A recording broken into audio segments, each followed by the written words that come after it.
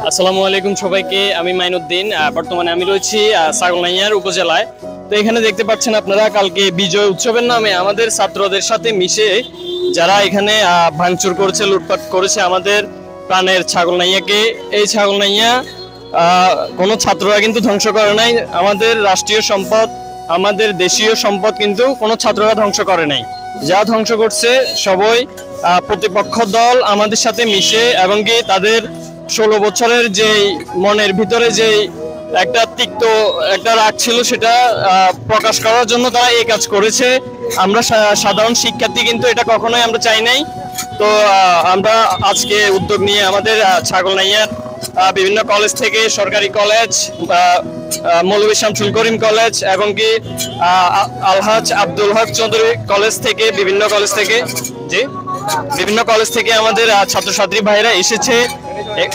ফেনী সরকারি কলেজ সহ আরো নানান জায়গা থেকে, দক্ষিণ বল্লভপুর কলেজ সহ বিভিন্ন জায়গা থেকে আমাদের ছাত্রছাত্রী ভাইরা এসেছে। এখানে দেখতে পারতেছেন আপনারা, সবাই পরিষ্কার করতেছে ইনশাআল্লাহ। তা আমাদের উচিত সবাই ঐক্যবদ্ধ হওয়া। আমরা সবাই যাতে ঐক্যবদ্ধ হয়ে এভাবে আমাদের দেশটাকে আমরা সাজাতে পারি, এভাবে আমাদের দেশটাকে